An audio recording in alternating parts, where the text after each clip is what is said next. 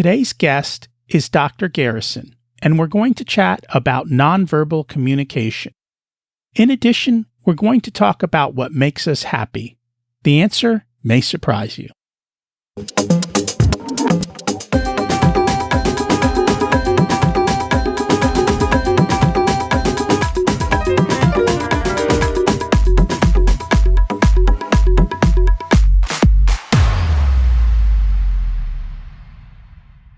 Imagine it's 12 months from now, and you've achieved your major life goals. How does it feel to be in the best shape of your life? To wake up energized, excited about the day? To have great relationships and friends who support you and propel you forward? How does it feel to have an excess of money, to be able to make the choices you want? To be fearless and open to trying new adventures? Imagine being connected to the universe and it providing everything you desire. It's possible over time, and your past does not dictate your future. The only thing holding you back from this vision is you. It's time to take control of our thoughts and use them to our advantage. Welcome to Richer Soul, where we achieve our dreams and bring balance to health, wealth, relationships, time, and spirituality. If you have not had a chance to listen to episodes 1 through 9, I encourage you to go back and listen to the framework behind Richer Soul and how to create the life of your dreams. You can also find all the show notes for this episode at richersoul.com. While you're there, you can sign up for a monthly email where I share the best articles I read this month, let you know about upcoming episodes, and share a little wisdom. You can also listen to coaching calls under the Coaching Calls tab.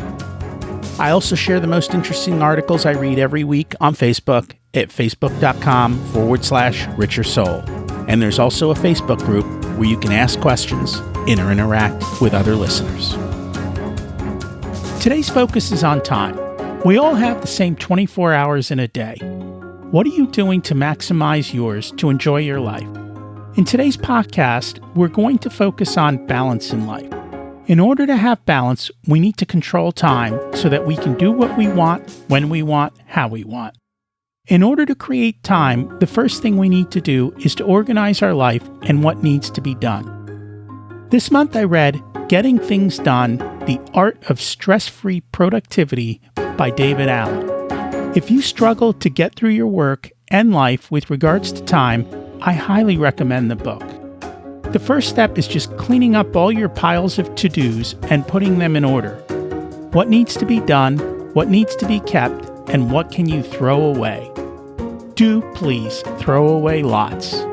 I know when I feel overwhelmed, this is the first step of cleaning up my desk usually makes me feel 10x better, and the result is that there's not really that much that I need to accomplish. It just looked overwhelming when everything was a mess. And once I organize it, create my lists, and look at them, I'm like, wow, I can knock this out in no time, and I get to work.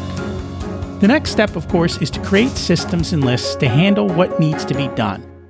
I have different systems for different tasks. Things that are date or time specific go on my calendar for when they need to be done. It beeps, reminds me, and I just do it. David also says if you can handle a task in 2 minutes, just do it now, which is what I try to do with my emails.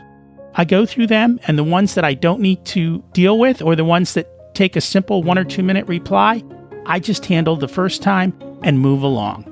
And then I have a list of emails for later when I need to sit at my computer and think through them. Have a list of phone calls that you need to make. Work that you need to do in a specific location, such as sitting at your computer. Go through your lists and see what the next step is on every action item and take it, or at least put a plan in place of what you need to do next. When you start making decisions, everything becomes easier. You'll be amazed at how much you can do when it's organized and you're not spending 15 minutes thinking about what you need to do next or being distracted. You just execute. Also, don't be afraid to delegate tasks, especially those you don't like or procrastinate with that hold up everything else. Also, make sure you put important family time on your calendar so you can do it and you don't forget. We seem to put off family most often, and that's not a good way to enjoy life. You also need to create triggers and solutions for when you get stuck. If you're working on a goal and you don't see progress, what's the trigger that forces you to ask for help, and who best can you get to help you take that next step? As you listen to today's episode, you will learn how important taking control of time is so you can have balance. I'd love to hear from you and how you're doing, and if you're stuck, don't hesitate to send an email. I want to start answering these on the show. If it's easier to speak, just send me a video of your question instead. We always think we need to solve everything ourselves, and while that might be nice, getting help can prevent us from making mistakes, shows us the elephant that's in the room that's holding us back, or helps us determine the next step. Who are you putting on your team to help you, and can I be one of those people who can help you take the next step? Don't hesitate to reach out. Today's guest is Dr. John Paul Garrison. He's a licensed psychologist, psychotherapist, psychological assessment expert, and published author practicing in Roswell, Georgia. He has a background in clinical, forensic, and organizational psychology. In addition to being in a private practice, he's an expert in detecting deception and nonverbal behaviors. He also developed ARC analysis, which is a system for law enforcement to identify and think through concerning nonverbal behaviors they observe. He has received specialized training in counterterrorism by current and former members of the U.S. intelligence community. Dr. Garrison is a panelist for Reddit as a cognitive psychology expert. Dr. Garrison also has extensively studied the language and culture of South Korea for over a decade. Let's meet our guest. Welcome to Richer Soul, Dr. Garrison. It's great to have you join us today. It's great to be here. Thanks for having me. It's our pleasure. So we always like to start at the beginning. What was it like when you were growing up, and how much did your family and school teach you about money? Well, I was the youngest of 5 kids. Well, I still am the youngest of 5 kids. And my mother was going back to school to become a psychologist, similar to what I'm doing now. So we didn't have a whole lot of money growing up.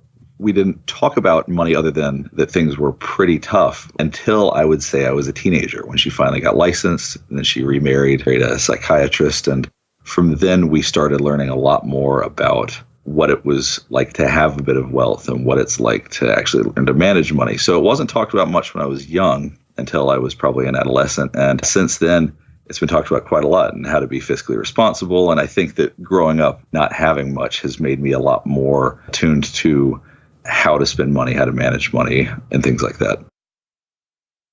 And that's not surprising. That's one of the things I notice in talking to guests is that people who grew up having to struggle a little bit usually are much better for having gone through that, because they have much more of an appreciation and they've learned how to do things versus some of the kids who were given a lot out of love, but then I think there's something lost in that translation.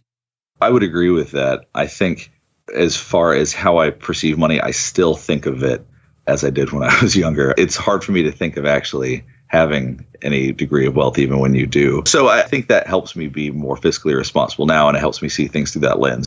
In a lot of ways, as hard as things were at times, I can really appreciate how that's helped me in the long run. And you have kids, correct? I do. I've got 2 children right now. So are you doing anything different for them to teach them about money? I probably should be doing more. It's interesting you bring that up. I'm probably overcompensating, if anything, because you go to Target, they want something. It's like, oh, why not? It's such a different atmosphere than what I grew up with. So I probably could be doing more to teach them about money, to be honest with you. They may end up in a different place than you expect because of that. Yeah, very, very possibly. So we're here today because you are an expert in nonverbal communication. And I guess it's always best to start with a baseline of what exactly is nonverbal communication and what are some of the different things that it includes? Nonverbal communication is basically body language is how most people would describe it. Sort of the layperson would say body language. It's anything that you express that you don't say. Facial expressions, the way that your brow looks, how you move your hands, the position of your body. Anything that you're expressing with your body that's not coming out of your mouth is basically nonverbal communication. And basically, I think for most people, we have sort of a basic understanding how to read it if we have all of our mirror neurons working. That's what recognizes body movement, things like that. So for most people, we sort of have a natural tendency to understand body language. But once you get a deeper understanding of it and learn how to read it, it becomes something very different. And I would agree with that. I think that as humans, we have certain systems within our brain that have been there forever, and they've kind of helped us survive. And this is probably one of those survival things where we don't even know why we're reacting to a person in a certain way, but our body just kind of reacts to those nonverbals on their own. And it's when we actually start to learn why and we start to see it is the science kind of behind these behaviors that you're talking about. Where exactly in our brain do these types of responses, both from the person giving them and the person receiving them, come from? That's a great question. And it's a fairly complicated answer. So I'm going to try to condense it down to make as much sense as possible. But there's a couple of systems. One is the limbic system. So that's sort of the emotional center of our brain. So if we were to look at the brain, there's two basic systems. I mean, there's a lot, but there's two broad ones. There's the cortex, the wrinkly part, which has thoughts and planning and things like that. And there's the limbic system. And that's pure emotion. There's no logic in the limbic system. It just feels. It's the part that's going to activate a lot of our body language to help protect us and things like that. I'll get more into that in a minute. So the limbic system is an important part of what makes us engage in body language. As far as interpreting body language, that's the cognitive part. That's the cortex. Probably the prefrontal cortex, I think, is probably doing most of the interpretation there, which is, and not to get too sidetracked, but there's a lot of different psychiatric disorders that are problems in the prefrontal cortex. And those oftentimes are people that have trouble communicating and have trouble understanding other people. And that's partially why. So there are other areas involved, but the main two areas we are looking at are the limbic system and the prefrontal cortex. Limbic for expressing, prefrontal for understanding. So from the prefrontal cortex, do we all interpret the same way? Or do we have our own personal interpretations based on life of what we're seeing from someone else's limbic system? Our experiences are certainly going to shape that. There are some innate things that we look at and understand automatically, like certain emotions, like sadness. When you see somebody's brow going down at a 45-degree angle, that shows sadness. We can automatically interpret that. Or when somebody's eyebrows go up, we know that's surprise. Those things are hardwired. The more subtle body language becomes a lot more learned, even if on some level we kind of understand it, but that one is a lot more high level. So yeah, our life experiences do shape that, but at its core, a lot of the reasons people engage in different types of body language are pretty universal. Could you expand upon that?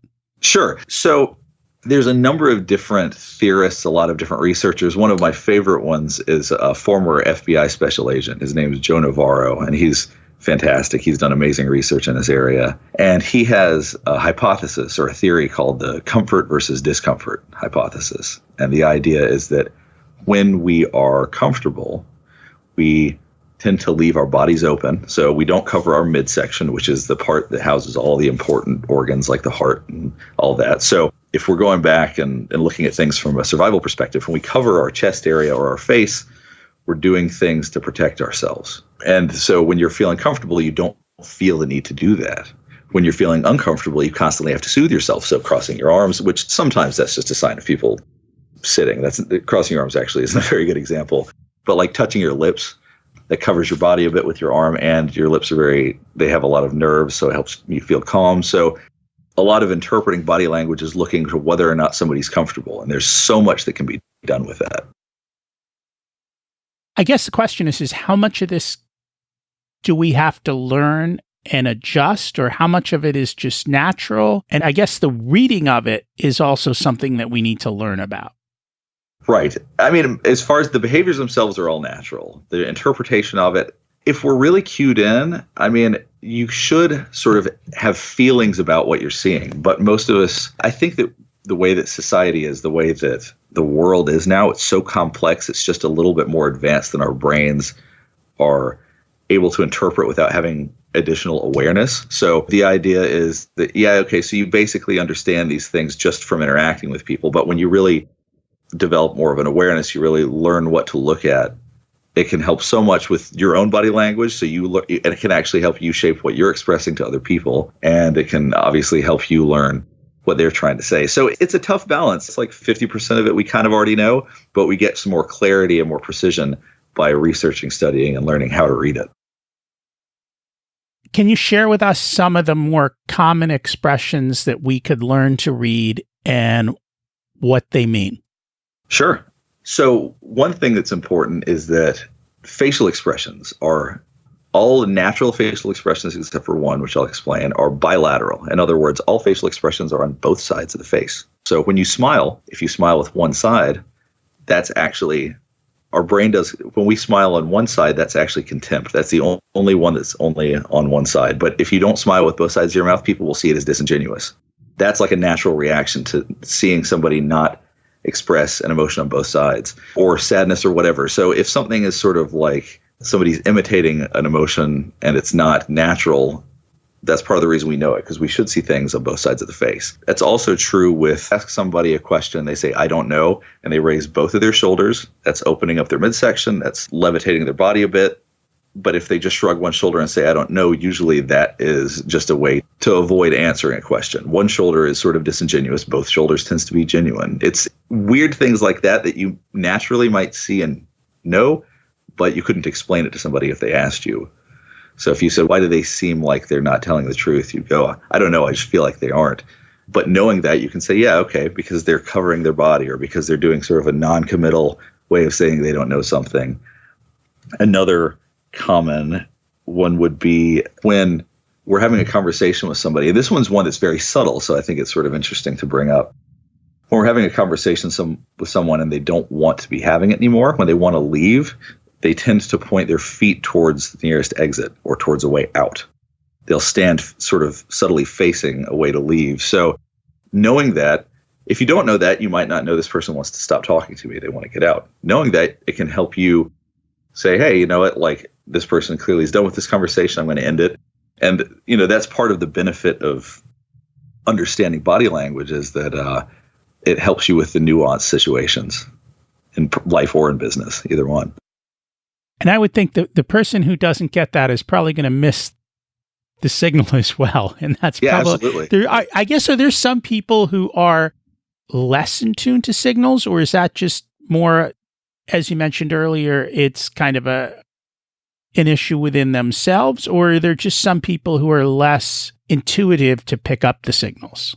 It's a bit of both. Let's say, for example, somebody that's on the autism spectrum, neurologically, they're incapable of understanding body languages. That's like one of the most basic and most consistent themes among people with that spectrum, is that they can't recognize body language. So they have to learn it. Some individuals, if we're talking about the more pathological kind of stuff, people that are very narcissistic don't care about other people's body language, so they'll just ignore it. So there could be reasons people don't read it, and some people just naturally aren't that observant. I mean, we all are a little bit different in terms of how we see and interact with the world. It varies person to person, but it's a bit behavioral, a bit neurological. And so one of the things, and I think you kind of mentioned it, but we can probably dig deeper, is how do we know when people are lying, and how can we read it?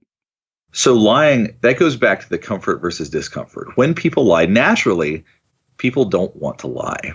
So they feel discomfort when they have to, or when they do lie, unless there's some exceptions, like somebody who's a sociopath feels nothing when they lie. So they're much harder to read, but that's a teeny tiny little part of the population. But when people feel discomfort, they start to do things to pacify themselves. Like if you're having a conversation with somebody and you've got a baseline for what their typical behaviors are, you have a pretty good idea of what their body language is like, and then you start asking about something that makes them uncomfortable. For men, because we have a lot of nerves in our neck, we tend to stroke our neck, or people start chewing on their lip. I mean, when we're in the womb, we are already touching our mouths to soothe ourselves. I mean, that is like one of the most inborn, basic, natural things for us to do to calm ourselves, touching our lips.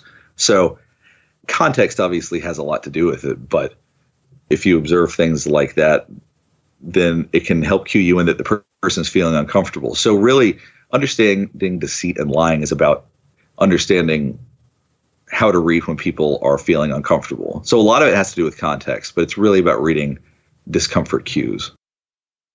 What are some of the other discomfort cues?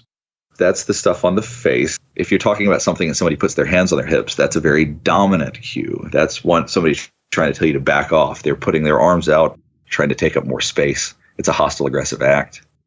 Some of these are very subtle, but if you see somebody's nostrils flaring while they are talking to you, if it starts all of a sudden, that means they're building up energy because they're feeling really anxious or because they want to run. Our natural instinct is, you may have heard of fight or flight, but in reality, it's actually freeze, fight, or flight. So freezing is the first thing we do when we feel like we're in trouble. Like if you hear a car backfire, the first thing you do is stop and look. It's the same thing when people are lying usually too.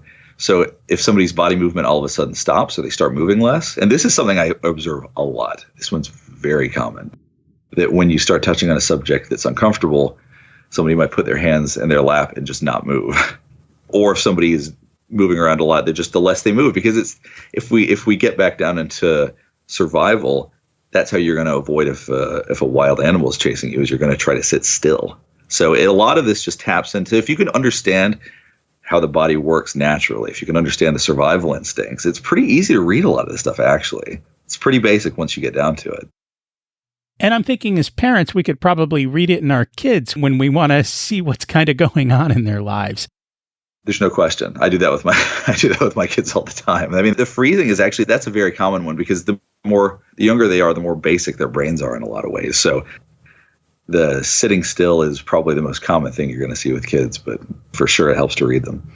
Now, are there positive body gestures that kind of make people more approachable or more open? Absolutely. It's funny you phrase it the way open, because that's what the body's all about. The more you gesture your hands, the more honest that you're believed to be. That's what research shows. You talk with your hands, people will be more likely to believe you. So that's an open gesture. If you're standing, and if you ever see people cross one foot behind the other, that's a sign. That's an extreme sign of feeling comfortable and vulnerable around somebody, because with both feet planted, it's hard to knock somebody over. If somebody has one foot planted and the other sort of resting behind it, you're very easily could be toppled over. So that's the way somebody can say, "Hey, I'm very comfortable around you." Other ways are talking with open hands. People don't like being pointed at, because research shows that our brains just automatically feel like the need to respond in an irritated or annoyed way if somebody points their finger at us. It's much like with a parent pointing their finger at their kid. We inherently as humans do not like that. So talking with your whole hand instead of a finger is very effective, and it's a positive way to communicate with somebody. And one of the other things I've heard is in building relationships is mirroring. Are you familiar with this? And can you share your insights? Absolutely. When I was getting my doctorate, that was one of the things we learned about with clients, that oftentimes people that like each other, or oftentimes people that are getting along, mirror each other's verbal behaviors and nonverbal behaviors. And that's a way that you can feel closer with people, is by sharing some similar behaviors. And you sort of do that naturally. I don't know if you have a different perspective on it, but that's my understanding. Well, that was kind of what I had heard, is part of building relationships was that you would use mirroring techniques to make the other person feel more comfortable and to make you more likable. Absolutely. And you can do that intentionally, but it also happens naturally. I noticed that with clients, oftentimes I'm sort of an idiosyncratic guy. Sometimes I have turns of phrase that are just sort of specific to me. And then when I notice they're using it too, that means we've connected, that they feel close to me because they're trying to mimic and mirror my language. So, it is a natural thing for us to do. But yeah, you can also go out of your way to do that intentionally. And there definitely is something to that. Now, you've also used some of this analysis and some of this research to help law enforcement. Can you share a little bit about what you've learned in working with law enforcement? One thing I've learned is that they already inherently are very tuned into body language. A lot of what they do is sit and observe people's body language. And the good thing about helping them learn more about it is that if they have an incorrect idea about what to look for, this helps correct it, because they all sort of, and I say this in a positive way, but a lot of them think of themselves as experts in body language already. They may not say that, but that's sort of the perception that they have, is that they sit around and watch people all day to try to figure out who is and is not suspicious or who they need to be looking at. So it's been very helpful for me to help learn how to shape this, but I think that they are also very open to having a more scientific approach to being able to look at people and go, yeah, okay, this is why I have a reaction to this person, or this is why this person looks suspicious, or whatever it is. And you have a system that you might be able to share with us for that, the ARC, is that correct? Yes, the ARC analysis system. It stands for action, reason, concern. Sounds pretty basic, and it is, but a lot of the best systems I've found are pretty simple, pretty basic things. What that means is that action is the action you observe. So I'll talk this through by example. So if you observe somebody walking and they're not moving their arms, okay, that's the action that you're observing. And then the B is behavior. So, what does that behavior mean? What behavior is that implying? And then the concern is that that person might be trying to hide. So the concern would be, well, people that are walking naturally move their arms. This person is not, which means maybe they're trying to hide something. And so if you go through those steps, it just helps. It's a way to think through things, because I think awareness is, and this is true of all psychology, awareness is such a big part of all of it. If you have a system to think through situations, it can help so much with getting clarity on pretty much everything you do. And that's a big one, is awareness. And I think for a lot of us, we're so stuck in running around like crazy and looking at phones that I almost feel like we've stopped being aware. And I have ADD. Like, I'm like constantly looking at different things. And as I learn about these things, I'm like, you know what? I know this, but I'm not in the moment being aware. Do you have some ideas of how do we break that cycle and put ourselves into more of a state of awareness so that we can watch what's going on instead of constantly thinking about how we're going to react? That's a great question. If I could fully solve that, then I would solve a lot of the issues in the world right now, because I think you're right that technology is really taking us away from being aware of what's going on around us. In some ways, it makes us hyper aware of the news and the media and like everything that's not immediately in front of us. That's what's so interesting, is that I think just at some point being willing to accept, yeah, okay, I'm not as present as I need to be. Let me ignore I'm not saying ignore what's happening in the world, but let me not look at politics today. Let me not look at, all the crazy stuff happening in the world. Let me pay attention to what's happening in my house. What are my kids doing? It doesn't really matter what, the president's doing or what, somebody in another state is doing. Let me be more aware and more present. So it's really making a concerted effort to want to connect, and not to jump around too much, but balance, I think, is the key to good mental health. And I think that we're becoming very unbalanced by not being aware of, I'm guilty of this, where my son will be on an iPad, I'll be on my phone, my wife will be on her phone, and my daughter will be on an iPad. And it's like, we're all sitting in the room totally unaware of each other. And sometimes we go, hey, you know what? Let's all sit and connect. None of this other stuff matters right now. So a lot of it is just being willing to say, I'm going to give up this constant stimulation for a bit just to connect with people right now, because that's what's important. Or connecting with yourself and saying, I'm going to take 15 minutes to go take some deep breaths, listen to some relaxing music, and try to just be a little bit more present for myself and let things go. Because, even if your way to relax is, getting on Twitter or getting online or whatever it is, that's not a true way to relax. That's just adds to our stress, even if you have fun doing it.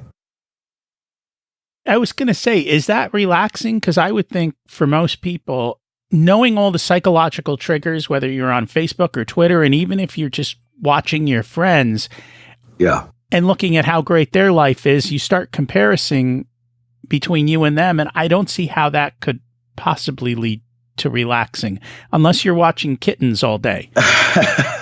Right.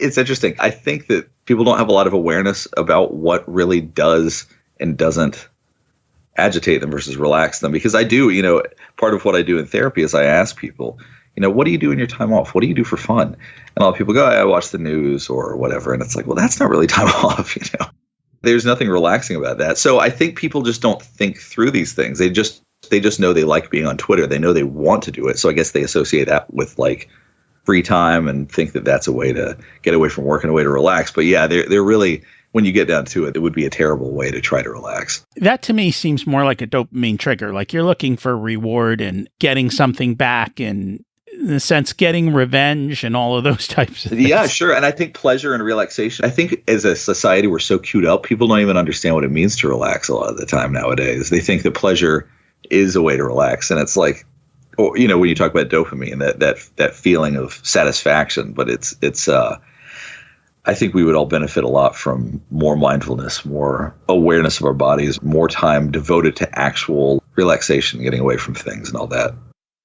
So can you dig into that a little bit further? Because it sounds like you're saying pleasure and relaxation are not in the same space. Right. In some ways, I guess there can be some overlap, but I would think of it as like a Venn diagram. Maybe there's a little bit in the middle where they meet, but they're basically two separate concepts. Because when it comes to things that we get enjoyment from and pleasure, like if I think of my kids, for example, like they want to sit around and play video games, which I'm sure they have fun. It's just pure dopamine, but there's nothing relaxing about it. Relaxation really, from what the research shows, without 10 or 15 minutes of just nothing per day, where you just close your eyes, listen to some music. If you don't have to do that, but that tends to help us focus because we're also scatterbrained nowadays. Listening to some music, taking some deep breaths and getting away from things, that triggers something different. You don't get dopamine from that. That gets our parasympathetic system going. And what that does is that pushes away all the adrenaline, pushes away all that stuff, because there's a concept called opponent process theory. And what that is that there are different types of emotions that are totally incompatible. For example, feeling relaxed and feeling anxious are not compatible. There are two ends of a pole that will never touch. They're like magnetic poles. So if you're feeling anxious, you can't feel relaxed. If you're feeling relaxed, you can't feel anxious. So if you're never allowing yourself a time to truly relax and get away from things, even things you enjoy, but your body is just on all the time, your sleep will suffer for it too. I mean, you just never get away from it. What are some of those other emotional poles? So, I mean, a lot of it is on a similar spectrum with things in sort of the families of relaxation versus anxiety, but feeling sexual and feeling stressed, those are on opposite poles. Basically, anything that gets your adrenal system going, anything that gets you feeling pumped up, is when you are in a situation where the sympathetic nervous system, so in other words, your adrenal glands, stress hormones, all that stuff is going. It cannot coexist with the sympathetic system. So basically, anything that gets you pumped up cannot coexist with anything that helps you feel calm or relaxed. And where does happiness fall into this whole place? Ooh, that's a good question. Happiness has always been so nebulous and so hard to define. A professor of mine, when I was getting my master's, was one of the big researchers in the area of happiness. And he would constantly complain about how hard it is to do research on it, because on a scale of 1 to 10, unless you're depressed, most people will rate their happiness as a 7. It doesn't matter if they're in a bad situation or if they're, in a situation where they've got basically unlimited funds. Pretty much everybody rates their happiness the same way. So I don't know if that was answering your question, but that's where happiness fits in is a complicated answer, I think. And it's funny because you said most people are a 7, regardless of what's going on in life, regardless of how much money they have. Yep. So who are the 9s and 10s, and what are they doing different? I think that to go back to balance, when I talk about balancing life and balancing home and work and everything, if you don't have, I think it's easy, and this is something I work with people on because I do some coaching as well. When people are so work focused and the goal is, this year I'm going to do better than I did last year, I'm going to make sure my business grows, I'm going to be traveling, 40% of my year.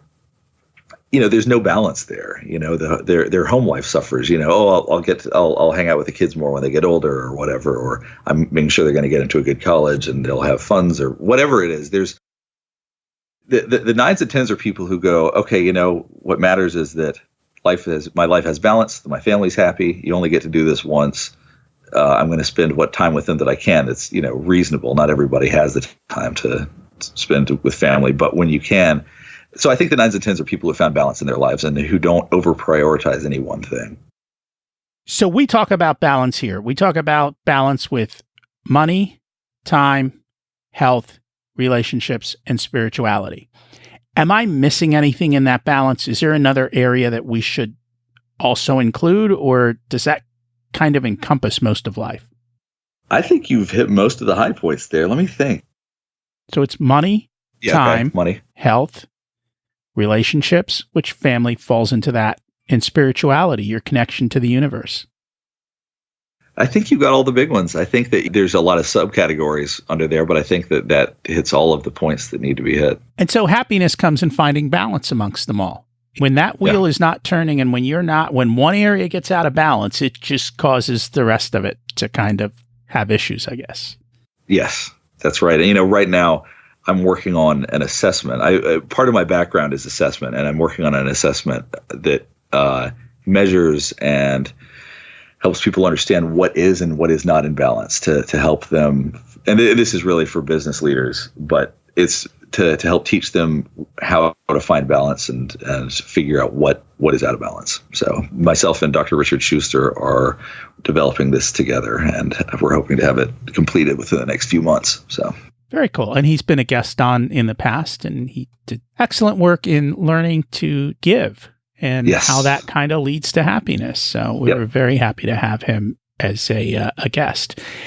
So you've mentioned some things. You've talked about coaching, and yet kind of by education, you're a therapist. Yes. What is the difference between coaching and therapy? It's a fine line.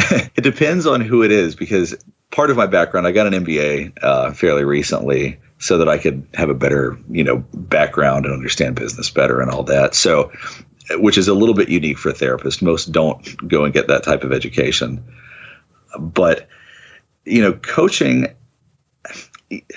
sometimes it becomes therapy, honestly. I mean, that's one of the advantages to being a therapist and also doing coaching, is that sometimes people come in and just say, they come in saying they want to do coaching, but really it is more of a therapy issue. But I think with therapy, we focus on the pathology a lot. We focus on the diagnosis a lot. So it's more like, and so the goals are a little bit different. When I have people come in for coaching, it is more about bringing balance. So it's focusing more on what needs can be shifted around a little bit, what's out of balance. Whereas when somebody comes in for therapy, it's more about like, I'm anxious, I'm depressed, I need to solve this issue. Whereas with coaching, it's more about goals, I think. That's been my experience anyway. And that's interesting, because sometimes those questions come up, and I've always kind of looked at therapy as kind of fixing your past, and coaching is fixing your future is not the right word, but providing your future. They're very different time frames. I think that's a more eloquent way of putting what I was trying to say, and I think you're right. Absolutely, the therapy really is more about sorting through and solving the past, and coaching is for the future. Yeah, that makes a lot of sense. So as you work with business leaders, what are some of the biggest issues that you see coming up? The most consistent, and I don't know if it's the area I'm in, I suspect it's not. I think this is probably pretty universal, but it's that home-work balance. It's that, my kids are, feeling disconnected from my kids, or my relationship with my wife hasn't been good, and, we're struggling to get along like we used to, or whatever. And some people just become so focused on being the best leader they can be that they lose sight of what's right in front of them. And it can be very hard, in my experience, to get them to sort of refocus that. But when they do, it can be very successful, because it's hard to see that. It's hard to say, okay, I might have to travel less and I might make less money, but ultimately my family actually is going to benefit a lot from this, or I need to make more time to try to connect with the kids or whatever it is. So I would say that's a lot of what I see around here, around Roswell, Georgia. it brings up an interesting question, which is, who is the master? Who's the leader? Who's the great balance person out in society that we look up to? That's a great question. I don't think that balance is emphasized much in our society, at least not in the US. We are so focused on, you've got to be the best, you've got to do this or that. It seems like we get so driven on certain things that I can't think of a good model that most people would know that would be that would be a good figure to say, yeah, this is what the balanced life should look like. That was the answer I was looking for, because it's an aha moment to say, if balance is the key to happiness, we have essentially very few role models for balance. And since I started this show, I've been seeing so many more people talk about balance today. Yeah. And the fact that it has to be there, because when it's not, one part of your life will destroy the rest of it. So you can be the best business leader and the smartest CEO, but if your home life's a disaster, your wife's taken off with half your company and money, and your kids don't want to talk to you, and there's no way you can be happy in that kind of a situation. It's got to be stressful and horrible. And unfortunately, we don't have role models and people that we can look up to and go, hey, look, that guy's balanced. That's really cool. And I think we also misunderstand balance. And balance being that you have to be, like you're on a balance board and you're always perfectly balanced, because I don't think that's true. I think you can go out of balance all the time, but if at the end of the day you've balanced in all the different corners, then you've got it right. So sometimes you're running for work, and then sometimes you're spending a lot of time with family and work is falling. And sometimes you're excellent at your health, and sometimes you're not. And kind of figuring out how to kind of overall bring it in balance, but not that at any given moment you're perfect. And I think that might be why people struggle. I think that's absolutely true. And that goes back to the awareness piece, which is when you can start to be aware, okay, like today I'm really out of balance, or like this week I've been so focused on this project I'm working on. I've really been neglecting everything else in my life, So it's recognizing when you're out of balance and saying, yeah, okay, I'm going to try to work to rein it in a little bit. But yeah, I think you're right. It's never a matter of staying balanced all the time. It's just a matter of figuring out when things have gone too far, for lack of a better way of putting it, or when things need to be reined in a bit. So when you work with couples, are they aware that they're out of balance, or are they usually not in tune with that? That's a good question.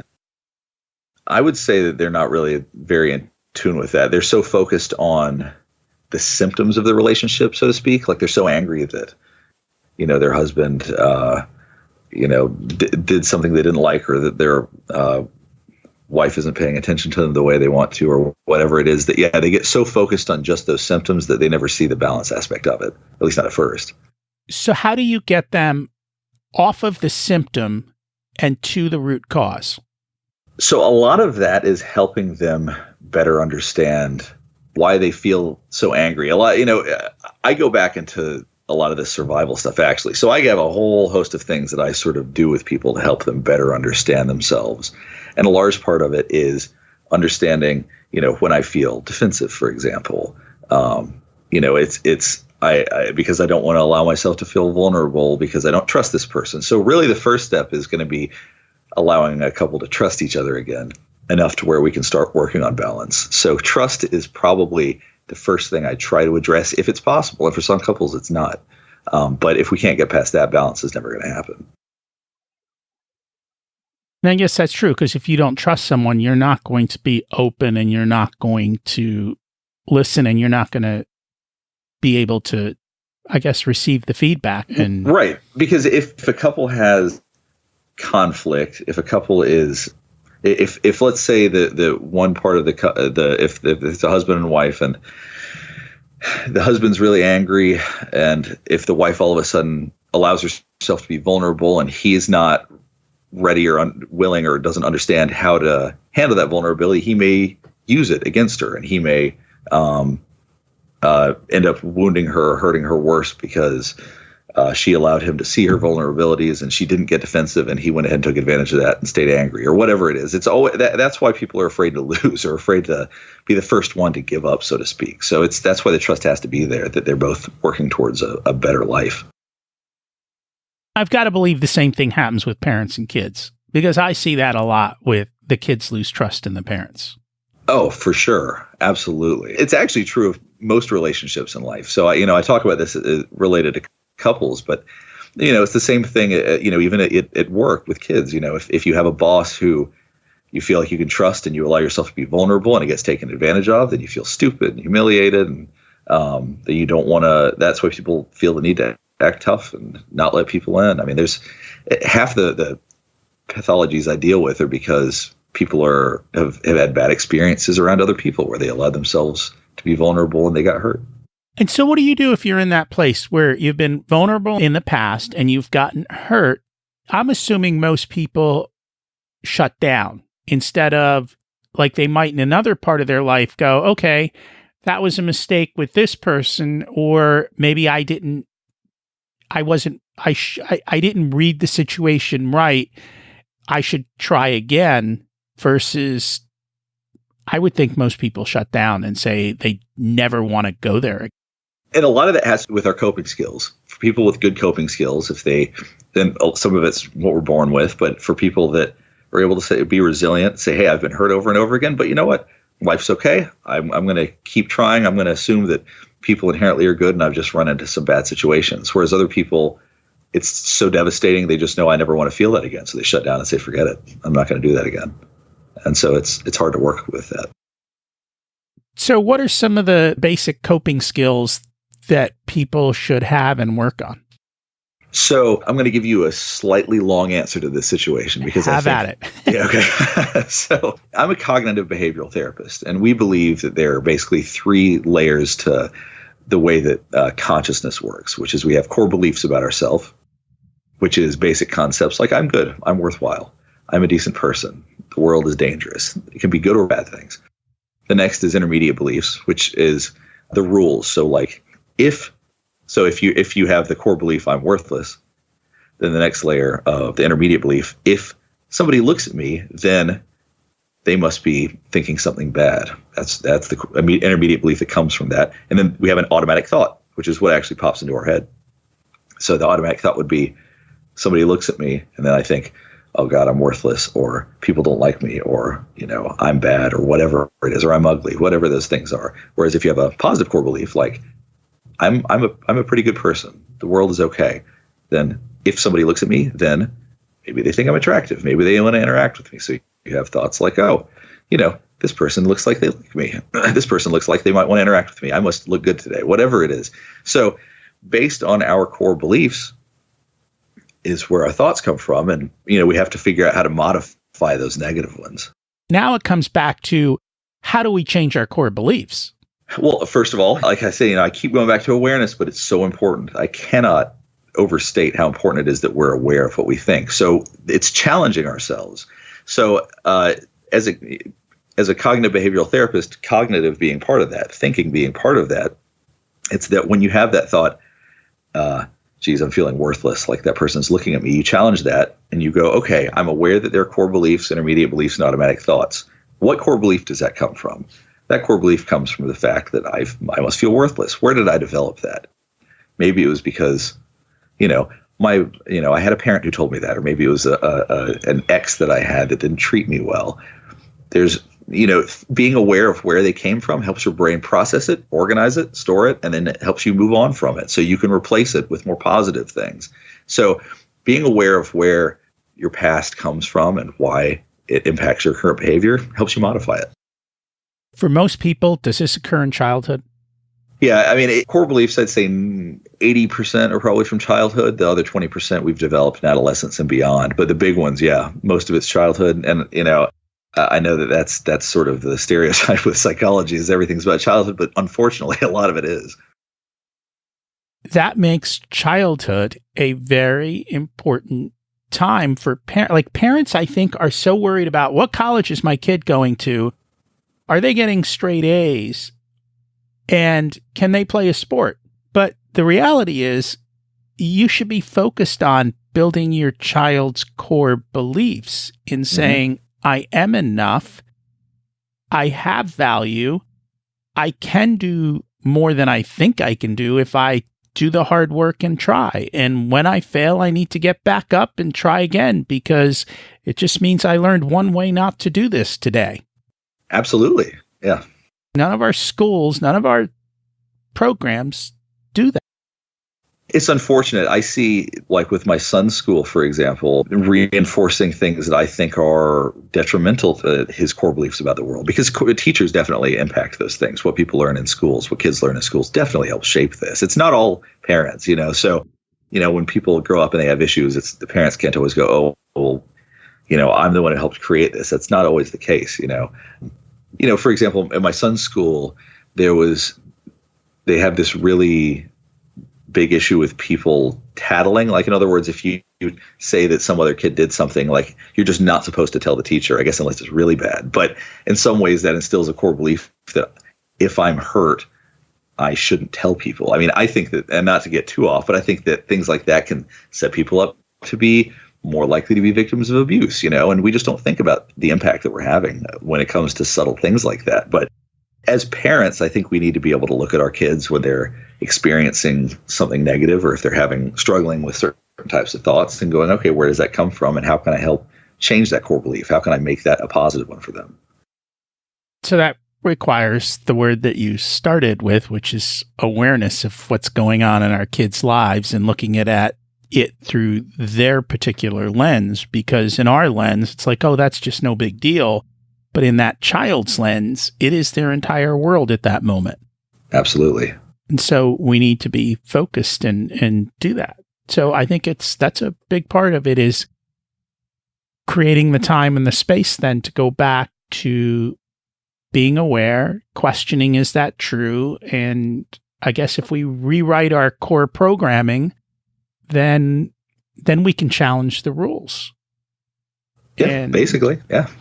Once we challenge the rules and create that underlying script, and those mental scripts do hold us back, then our auto thoughts probably change, don't they?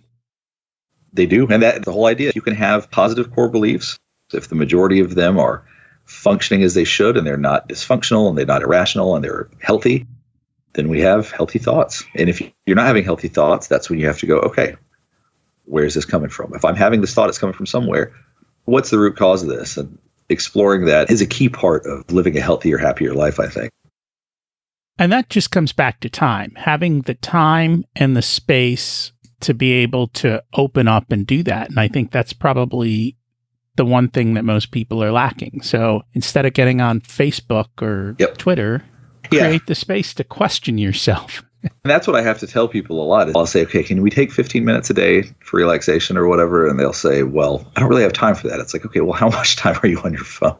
If you don't have 15 minutes to relax, what is your quality of life right now, really? So people have to be able to prioritize and go, some of this stuff really isn't that important. What did I really get from being on Facebook for an hour yesterday and arguing with somebody about whatever it is? So yeah, being able to prioritize and recognize what is and really isn't important is vital.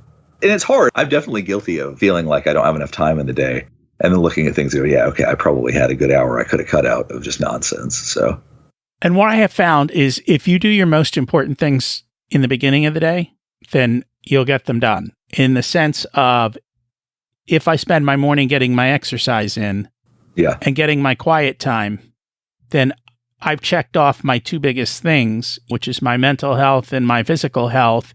Then eventually I will get to the emails, because although this is tough, and here's where I'll say my perspective may be a little bit different, is that we see that some people are night people. There's some people that actually are more productive at night. So we need to figure out what type we are to know what we should do, because some people may still get up at 7 a.m., but their brain is not properly functional until 10 p.m. or whatever. So you need to figure out what kind of brain you have. And most people know it. Most people know, I want to go to bed at 2 o'clock every night, or I'm a morning person. But that definitely can play into how people should structure their day. Because if somebody is an absolute night owl and they try to do things at 8 a.m., it might not be that effective for them, even though logically it would make sense to do that. Absolutely. And I tell people we all have our own path. You have to figure out your path, because if you take advice from me and you're a night person, you're in trouble. Right? Figure out. If the morning doesn't work for you, then do it in the night. And if the night doesn't work for you, well, you're going to have to figure out some point. So figure out what works for you. And once you know, just make that your core habit. Yep, that's the thing. Habits are such a big part of it, especially nowadays. I work with quite a lot, or I have in the past worked with people with ADD or ADHD. And if they don't create schedules, they're never going to get anything done. So regardless of the time of day, as long as you do it at the same time every day, it's all good. Maybe that's why that works for me. So is there any exciting new research that's coming out in these behaviors and stuff that you're excited about and you're paying attention to what's coming forward?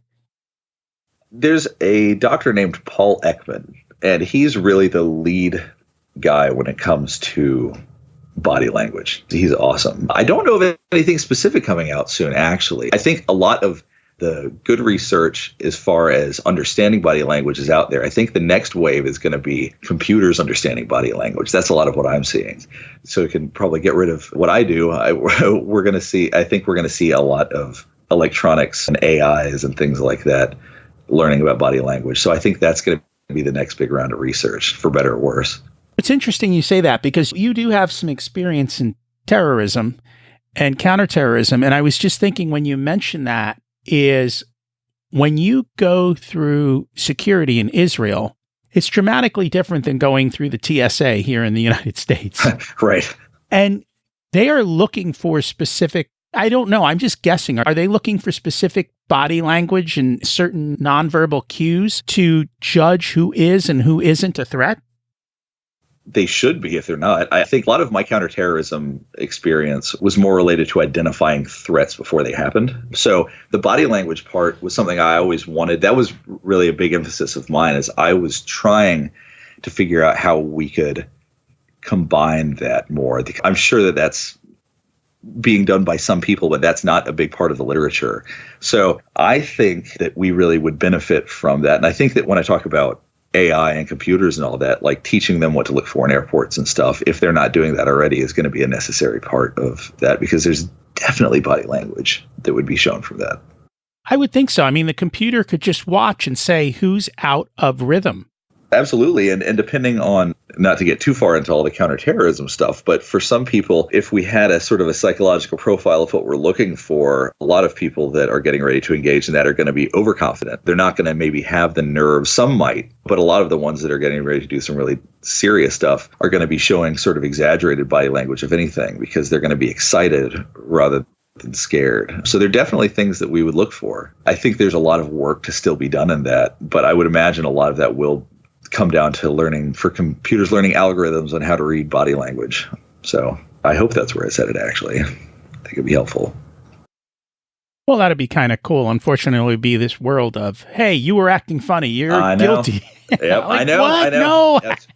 I know. Well, that's the funny thing. I have a couple of videos that are pretty popular on YouTube about body language, and people regularly comment, like, well, that's not universal. I haven't done that. And it's like, well, none of this is universal. It just gives us an idea. It just helps us say, hey, let's look deeper at that. That's the goal. That's really the thing about body language, especially when it comes to lying and deceit, is to say, hey, let's look a little bit closer at what I'm seeing here, and let's see if there's something else to get from that. Not like, oh, God, this person did this, they're lying immediately. It's more just, let me probe a little bit more here, because you're giving off hints that something's wrong. So I would hope that that's where it's leading, is that people just go, okay, let me just look a little closer at that rather than assuming too much. But are there any areas that we haven't covered today that we should make sure that we talk about for a couple moments?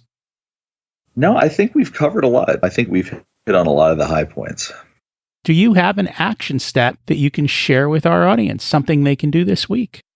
Well, since we talk so much about awareness, what I would like people to do, or to try, would be that when you're talking to people, just pay a little bit more attention to their body language. Look at what they're doing with their hands. Look at what they're doing with their feet.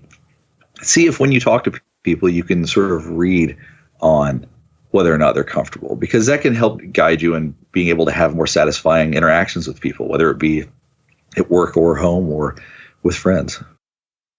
That is a perfect action step for the week. I know it's one that I need to work on, because I get into the moment and I lose awareness. I'm just thinking into the future and I know I need to be more present. So I'll give it a try. Great. If people would like to find you, connect, learn more about what you do, check out the YouTube videos, where do they find you and how do they do that? All right. So my website is drjpgarrison.com. So JP as in John Paul. My email address is on that website. You feel free to contact me for any reason. I also have my YouTube channel, What to Psych, which covers a wide variety of things. It teaches body language for lying in deceit, teaches body language for business. There's a pretty comprehensive video on sort of how to learn to read people in the context of business environment. And I'm on Twitter at Dr. JP Garrison. And I have a Facebook page, but I'm not very active on there. So I would say that my website, Twitter, or my YouTube would be the best way to find me. Well, thank you for sharing that. And that you had some wonderful insights today. And hopefully people can take action based on this conversation. Thank you so much for sharing, and thank you for joining us today. But thanks so much for having me. It was great. I encourage you to check out Dr. Garrison's work. He's actually working on a project to help people achieve happiness. And as soon as he's done, I'd love to have him back on the show to hear about it and how he can help us all. This week's action step was to start watching people when you have conversations with them. What are the nonverbal cues telling you? And what nonverbal cues are you giving off? Do you want to create balance in your life so that you can be happy? Who are you going to have help you do that? Please reach out, as this is what I help people with. Creating systems and seeing the opportunity to get stuff done and determine what's most important so that you can have balance. Remember, balance doesn't always mean that everything is in balance, but that over a period of time it is. So sometimes work, family, or other activities throw us out of balance, but you have to have a plan to get back into balance and create the space and time to do so. We all need help, and I encourage you to find someone that works best for you. If you're still listening, you must have liked this episode, so please share it with a few friends. I would appreciate that. You can get me at rocky@richersoul.com. I'd love to hear how you're doing and how the information I've shared has helped you. Thanks for listening. Have an abundant week.